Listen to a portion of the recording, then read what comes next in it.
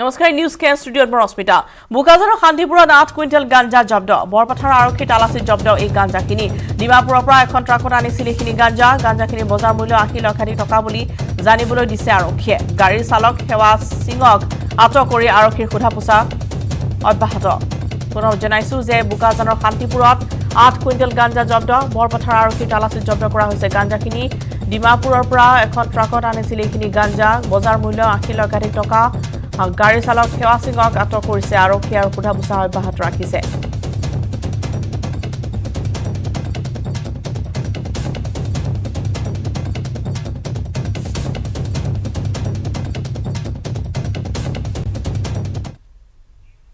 और এই মুহূৰ্তত পূৰ্বতে কলৈ গৈছে প্ৰধানমন্ত্ৰী মোদীৰ মন কি বাতৰ অনুষ্ঠানৰ মাজলৈ इस महापर्व में शामिल होने वाले हर आस्थावान को मेरी तरफ से बहुत बहुत शुभकामनाएं मेरे प्यारे देशवासियों अभी हमने पवित्र छठ पूजा की बात की भगवान सूर्य की उपासना की बात की तो क्यों न सूर्य उपासना के साथ साथ आज हम उनके वरदान की भी चर्चा करें सूर्य देव का ये वरदान है सौर ऊर्जा सोलर एनर्जी आज एक ऐसा विषय है जिसमें पूरी दुनिया अपना भविष्य देख रही है और भारत के लिए तो सूर्यदेव सदियों से उपासना ही नहीं जीवन पद्धति के भी केंद्र में भारत आज अपने पारंपरिक अनुभवों को आधुनिक विज्ञान से जोड़ रहा है तभी आज हम सौर ऊर्जा से बिजली बनाने वाले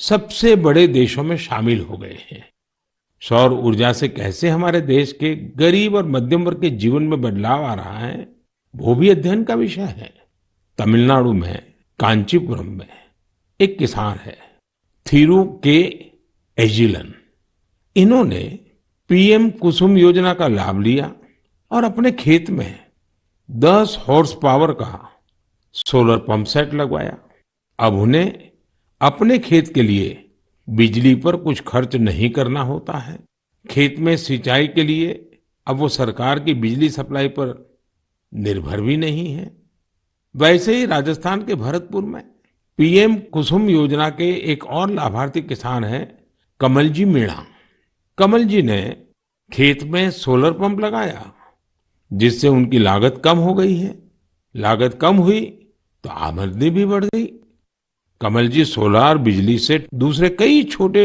उद्योगों को भी जोड़ रहे हैं उनके इलाके में लकड़ी का काम है गाय के गोबर से बनने वाले उत्पाद हैं इनमें भी सोलर बिजली का इस्तेमाल हो रहा है वो 10-12 लोगों को रोजगार भी दे रहे हैं यानी कुसुम योजना से कमल जी ने जो शुरुआत की उसकी महक कितने ही लोगों तक पहुंचने लगी है साथियों क्या आप कभी कल्पना कर सकते हैं कि आप महीने भर बिजली का उपयोग करें और आपका बिजली बिल आने के बजाय आपको बिजली के पैसे मिले सौर ऊर्जा ने ये भी कर दिखाया है आपने कुछ दिन पहले देश के पहले सूर्यग्राम गुजरात के मोढेरा की खूब चर्चा सुनी होगी मोढेरा सूर्यग्राम के ज्यादातर घर सोलर पावर से बिजली पैदा करने लगे हैं अब वहां के कई घरों में महीने के आखिर में बिजली का बिल नहीं आ रहा बल्कि बिजली से कमाई का चेक आ रहा है ये होता देख अब देश के बहुत से गांवों के लोग मुझे चिट्ठियां लिखकर कह रहे हैं कि उनके गांव को भी सूर्यग्राम में बदला जाए यानी वो दिन दूर नहीं जब भारत में सूर्य ग्रामों का निर्माण बहुत बड़ा जन आंदोलन बनेगा और इसकी शुरुआत मोढेरा गांव के लोग कर ही चुके हैं आइए मन की बात के श्रोताओं को भी मोढेरा के लोगों से मिलवाते हैं हमारे साथ इस समय फोन लाइन पर जुड़े हैं श्रीमान विपिन भाई पटेल विपिन भाई नमस्ते देखिए अब तो मोढेरा पूरे देश के लिए एक मॉडल के रूप में चर्चा में आ गया है लेकिन जब आपको अपने रिश्तेदार परिचित सब बातें पूछते होंगे तो आप उनको क्या बताते हैं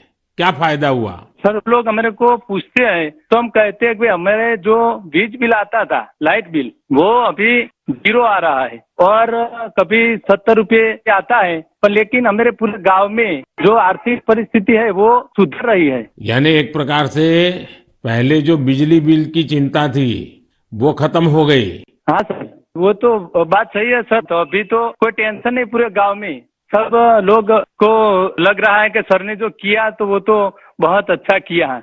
वो खुश है सर, आनंदित हो रहे हैं सब। अब अपने घर में ही खुद ही बिजली का कारखाना के मालिक बन गए, खुद का अपना घर के छत पे बिजली बन रही है। हाँ, बात सही है सर।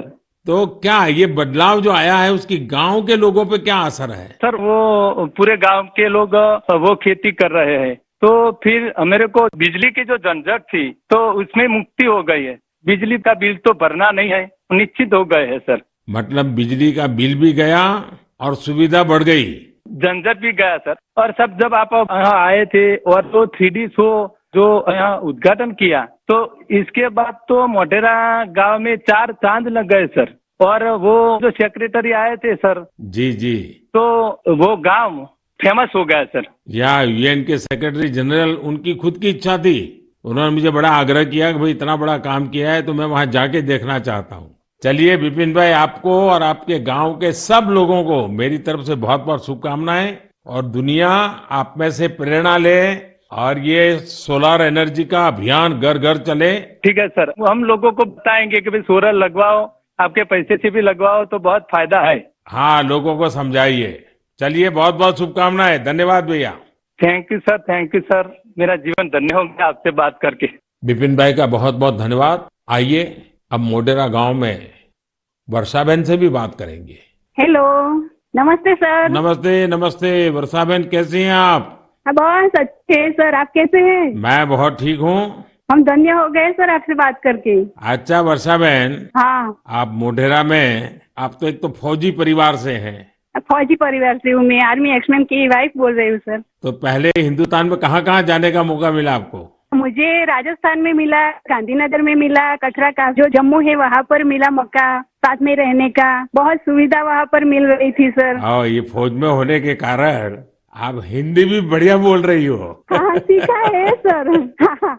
मुझे बताइए, मोटेरा में जो इतना बड़ा উঠি আহিছো বাতৰি মাজলৈ। নুমলীগড় দিনক দিনে বৃদ্ধি পাইছে হাতী মানুহৰ সংঘাত। শেহতীয়াকৈ উকা হৈ পৰা নামবৰ হাবিৰ পৰা ওলাই অহা এজাক বন্যহস্তীয়ে টোপনি হৰিছে গাঁওবাসীৰ।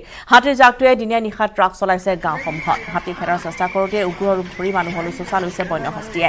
হাতীয়ে মানুহক খেদি অহা শিহৰণকাৰী দৃশ্য বন্দী হৈছে কেমেৰাত। দৃশ্য দেখি বুকু তলি উঠিব সকলোৰে। নুমলীগড়ত এই দৃশ্য দেখিবলৈ পোৱা গৈছে। এজাক হাতীয়ে এনেদৰে ৰাস্তা পাৰ হোৱাৰ দৃশ্য। প্ৰতিটো দিনতে 14 পৰা 15 ৰাস্তা পাৰ হৈ পৰে আৰু যিসকল শিশু আছে সেইসকলে ইতিমধ্যে ভীতিগ্ৰস্ত হৈ পৰিছে হাতীক দেখি। এনেদৰে বহু সংখ্যক লোককো ইতিমধ্যে খেদা চোচা লৈছে হাতীৰ জাকটোৱে। এটা হাতীক এনেদৰে দেখিবলৈ পোৱা গৈছে মানুহৰ চোচা লোৱা অৱস্থাত। আৰু এনেদৰে নামবৰ হাবিৰ পৰা ওলাই আহিছে হাতীৰ এটা জাক, আৰু এই হাতীৰ জাকক লৈ এতিয়া আতংকিত হৈ পৰিছে এইসকল লোক। আগবাঢ়িছো প্ৰণৱ শইকীয়াৰ এক ৰিপৰ্ট। নুমলীগড়ত এজাক বৃহৎ বন্যহস্তী যাকে প্ৰতিদিনাই বিভিন্ন প্ৰান্তত ত্ৰাসৰ সৃষ্টি কৰিছে। আৰু এতিয়াও যদি মই কেমেৰাত সম্ভৱ হয় মই দেখুৱাবলৈ কেমেৰা পাৰ্চনৰ অনুৰোধ জনাম। এটা বৃহৎ বন্যহস্তী যাকে আজি দীৰ্ঘদিন ধৰি সমগ্ৰ অঞ্চলটোত মঙি মজাৰ ঢলা কছাৰী গাঁও, তেলীয়া পথাৰ, হালধি বাৰিকা আজি বিভিন্ন অঞ্চলতে হাতীজাকটোৱে সন্ধিয়াৰ পৰা ৰাতিপুৱা পৰ্যন্ত উপদ্ৰৱ চলাই যিসমূহ শালি ধানৰ খেতি আছিলে সেই খেতিসমূহকে অনিষ্ট কৰে। আৰু পুৱাৰ ভাগতে এনেদৰে হাতীজাকটো লোকসকলে খেদি আঁতৰাই পঠাবলৈ চেষ্টা কৰিছে। যদি বৰ্তমান ঠিক 7 বাজি গৈছে, কিন্তু 7 বজাৰ পিছতো হাতীজাকটো চাহ বাগিচাৰ মাজতে অৱস্থান কৰি আছে। মোৰ লগত এজন স্থানীয় লোক আছে, মই পোনে পোনে জানিব বিচাৰিম। দাদা, কিমান দিন হ'লে হাতীজাকটো ইয়াত থকা? হয়, আজি প্ৰায় 15 দিনৰ ওপৰত হ'ল। 15 দিনৰ ওপৰতে হাতীজাকটো আপোনাৰ দিনৰ ভাগত ধলাগুৰি বাগানত অৱস্থান কৰে আৰু আজি 2 দিন ধৰি উদ্যান বাগানত আছিলে। কিন্তু হাতীজাকটো সন্ধিয়া হোৱাৰ লগে লগে গৰঙা পথাৰত নামি পৰে। গৰঙা পথাৰ বৃহৎ সংখ্যক ৰাইজৰ ধান খাই তহিলং কৰিলে। বৰ্তমানতো ধান খেতি গৰঙাত নাই বুলি ক'লেও বেয়া নহয়, যিকেইডাল আছে দাব নোৱাৰে। আৰু এটা গৰঙা ৰাইজে এবাৰ সিদ্ধান্ত গ্ৰহণ কৰিছে যে আমি আৰু ধান খেতি নকৰোঁ, কাৰণ ধান খেতি কৰি যিটো ধৰি লওক আপোনাৰ ধান খেতি কৰোঁতে পইচা খৰচ হয়, সেই পইচাটো আপোনাৰ উচল নহয়। চৰকাৰৰ কোনো মনোযোগিতা, কোনো ধৰণৰ মনোযোগিতা নাই। কাৰণ এতিয়া গাঁৱৰ ৰাইজে আপোনাৰ ৰাতিটো হাতী ৰখে আৰু ৰাতিপুৱা হ'লে হাতীজাক উলিয়াই দিয়ে। সন্ধ্যা হোৱাৰ আগে আগে হাতী আকৌ আহি পথাৰত নামি যায়। মানে দিনে নিশাই এতিয়া দিনে নিশাই হাতী ৰাইজৰ লগত গাঁৱতেই সোমাই থাকে বুলি ক'লে বেয়া নহয়। এতিয়া আছে আপোনাৰ ইয়াত ঢলাগুৰি চাহ বাগিচাত হাতীখিনি আহি চাহত ৰ'ব, ঠিক আপোনাৰ 4টা বজাৰ আগে আগে গৈ গৰঙা পথাৰত বা আপোনাৰ পৰাজনহলৰ ৰাইজৰ ধান খাই আধাখিনি পৰাজনহলৰ ৰাইজৰ ধান খাব, তাৰপিছত গৈ গৰঙা পথাৰত পাবগৈ। হয় নিশ্চয়কৈ এনেদৰে এইসকল লোক এতিয়া উপায়ন্তৰ হৈ পৰিছে, কাৰণ সন্ধিয়া হোৱাৰ লগে লগে চাহ বাগিচাত আশ্ৰয় লৈ থকা হাতী জাকটো যিসকল কৃষকে কৰা বহু কষ্টৰে কৰা যিসমূহ শালি ধানৰ খেতি আছে সেই খেতি পথাৰসমূহ খাই অনিষ্ট কৰিছে।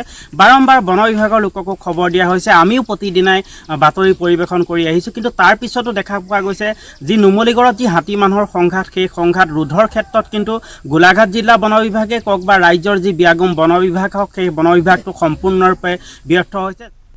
এছিয়া বুক অফ ৰেকৰ্ডছ আৰু ইণ্ডিয়া বুক অফ ৰেকৰ্ডছৰ নিজৰ নাম সন্নিৱিষ্ট কৰিবলৈ সক্ষম হোৱা ঢিঙৰ বাঁহ শিল্পী ভাৰতজ্যোতি দেৱনাথৰ ঘৰত আজি উপস্থিত হয় সুদূৰ জাৰ্মানীৰ 2 পৰ্যটক। ভাৰতজ্যোতি দেৱনাথৰ হাতৰ পৰশত প্ৰাণ পাই উঠা বাঁহৰ কাপ, প্লেট, ট্ৰে, সত্ৰীয়া নৃত্যৰ পোচাককে ধৰি বিভিন্ন বাঁহৰ শিল্প সামগ্ৰী চাই অভিভূত হৈ পৰে। কেৱল সেয়াই নহয়, দুয়োগৰাকীয়ে বজাৰে পেঁপা আৰু গগনা, মন পুতি শুনিলে গুৰুজনাৰ অপূৰ্ব সৃষ্টি আৰু কৃষ্টিৰাজিৰ বিষয়ে। ভাৰতজ্যোতি দেৱনাথৰ সৃষ্টিৰাজিক লৈ মোহিত হৈ পৰে 2 পৰ্যটক।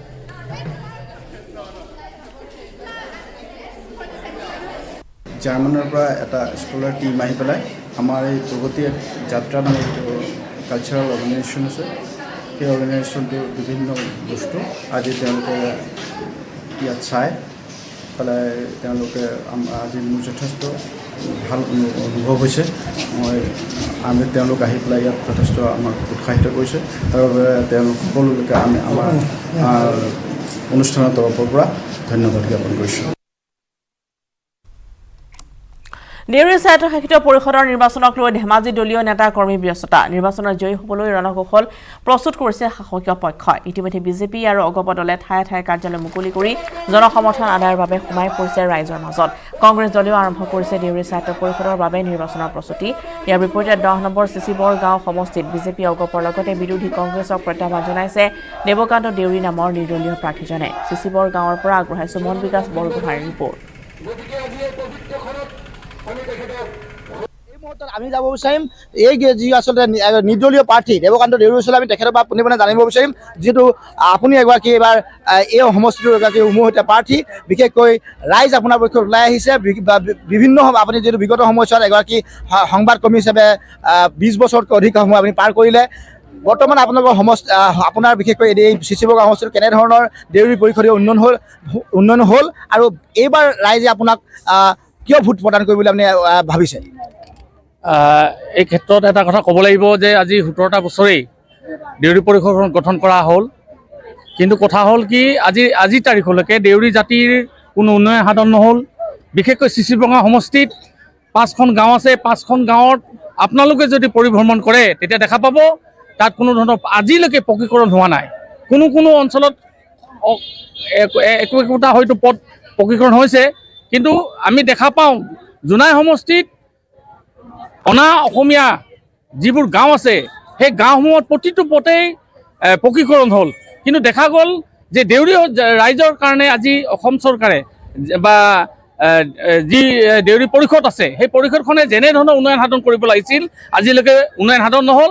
মাত্ৰ দুৰ্নীতিৰ কাৰণে তেওঁলোকে দেউৰী জাতিৰ উন্নয়নৰ কাৰণে যিবোৰ টকা আহে সেই টকাসমূহ যিসকল দেউৰী পৰিষদৰ সদস্য। সমস্যা নিউজ কেন্দ্ৰৰ পৰা এতিয়া বিদায় লোৱাৰ নমস্কাৰ।